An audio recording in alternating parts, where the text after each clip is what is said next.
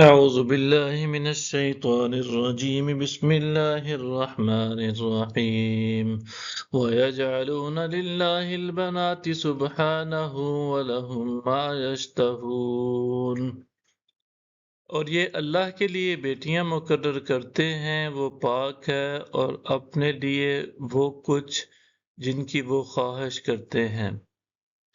وَإِذَا بُشِّرَ أَحَدُهُم بِالْأُنثَىٰ ظَلَّ وَجْهُهُ مُسْوَدًّا وَهُوَ كَظِيمٌ، اور جب ان میں سے کسی کو لڑکی کی خبر سنائی جاتی ہے تو اس کا چہرہ سیاہ ہو جاتا ہے اور وہ غصہ سے بھر جاتا ہے۔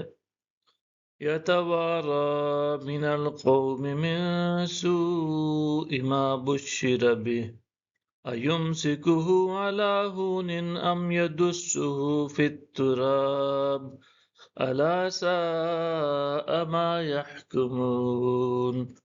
وہ لوگوں سے چھپا پھرتا ہے اس بری خبر کی وجہ سے جو اسے سنائی گئی ہے، آیا اسے ذلت و رسوائی کے ساتھ زندہ رکھے یا اسے مٹی میں دبا دے، یعنی زندہ درگور کر دے۔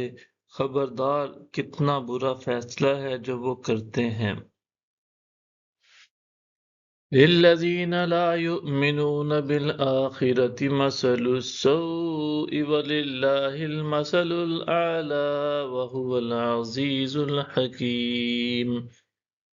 ان لوگوں کی جو آخرت پر ایمان نہیں رکھتے، یہ نہایت بری صفت ہے، اور بلند تر صفت اللہ ہی کی ہے، اور وہ غالب حکمت والا ہے۔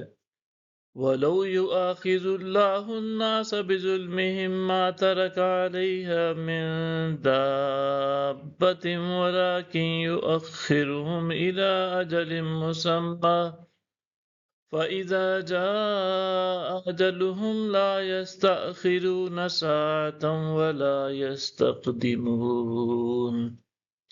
اور اگر اللہ لوگوں کو ان کے ظلم کے عوض پکڑ لیا کرتا تو اس پر کسی جاندار کو نہ چھوڑتا، لیکن وہ انہیں مقررہ میعاد تک مہلت دیتا ہے، پھر جب ان کا مقرر وقت آ پہنچتا ہے تو وہ نہ ایک گھڑی پیچھے ہو سکتے ہیں اور نہ آگے بڑھ سکتے ہیں۔